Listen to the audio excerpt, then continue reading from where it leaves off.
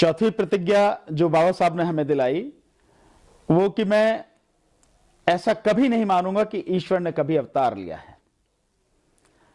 ईश्वर सही मायने में केवल एक कल्पना है। तो जो कल्पना है उसके अवतार लेने का मतलब ही नहीं है। और मैं पहले भी कह चुका हूं, पहले भी बताया, और बाबा साहब का उद्देश्य भी बिल्कुल क्लियर है, उनका कहना भी बिल्कुल क्लियर है कि ईश्वर अगर है और वो सर्वशक्तिमान है तो उसे अवतार लेने की क्या जरूरत है? इंसान के रूप में आने की क्या जरूरत है उसे? वो सारे काम जब पूरे ब्रह्मांड को चलाता है वो, और ब्राह्मणवाद ये कहता है कि वो सब कुछ कर सकता है, तो उसे यहां आने की क्या जरूरत है? वहीं से बैठे बैठे सारा सब कुछ कर सकता है। जैसे आज की तारीख में अगर आप देखें तो इंसान ने सैटेलाइट बनाया है, यहीं से बटन दबा के सारा सब कुछ कर सकता है। इस तरह के मिसाइल बना लिए हैं, इस तरह की टेक्नोलॉजी आज केवल इंसान ने इजाद कर ली है कि हजारों किलोमीटर दूर वो जो चाहता कर सकता है। यहां तक कि जो अंतरिक्ष में जो उसने अपने यान भेजे हैं, सैटेलाइट्स भेजे हैं, उनमें अगर कोई खराबी भी हो जाती है, हजारों किलोमीटर दूर पे हैं, तो यहीं से बैठे बैठे उसे ठीक कर देता। तो ईश्वर तो जिसने सब कुछ चलाया है, जिसने सब कुछ बनाया है, ब्रह्मांड जिसने बनाया है, वो वहीं से बैठे बैठे सब कुछ कर सकता है। उसे अवतार लेने की जरूरत क्या है? ईश्वर का कभी अवतार होता नहीं है। ये केवल और केवल ब्राह्मणवाद का रचा हुआ षड्यंत्र है। और यह षड्यंत्र उसने वेदों में, स्मृतियों में, धर्मशास्त्रों में बाकायदा तरीके से लिखा हुआ है। और उसे कोई और ना जान ले, उसे कोई और ना पढ़ ले, और ईश्वर के अवतार की यह सच्चाई ना पता लग जाए, इसलिए बहुत लोगों को, शूद्र समाज को उसने कभी पढ़ने नहीं दिया गया, ताकि उसे ईश्वर की सच्चाई ना पता लग जाए, ब्राह्मणवाद का षड्यंत्र ना पता लग जाए। तो ईश्वर कभी अवतार लेता नहीं है।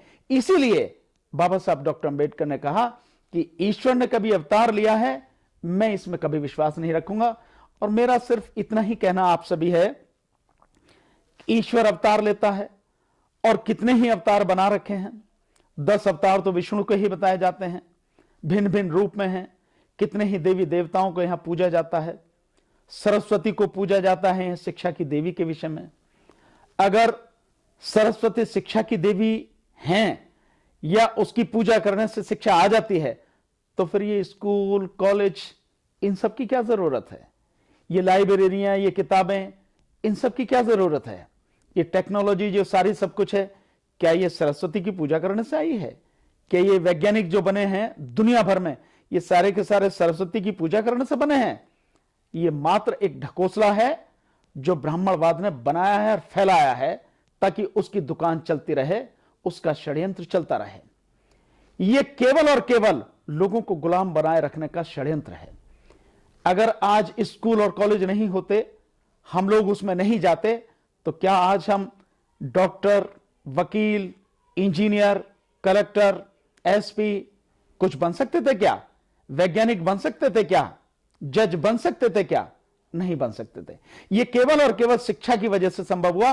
और शिक्षा सरस्वती की पूजा करने से नहीं आती, शिक्षा स्कूल में जाने से आती है, शिक्षा पढ़ने से आती है, और उसका चिंतन मनन करने से आती है। किसी देवी देवता की पूजा करने से नहीं आती। और ये अवतार, ये जो सारे बनाए गए हैं, इनसे तो निश्चित रूप से नहीं आती। तो इसीलिए परम पूज्य बोधिसत्व बाबा साहब डॉक्टर अंबेडकर ने कहा कि मैं, ईश्वर ने कभी अवतार लिया है, ऐसे में कभी विश्वास नहीं रखूंगा।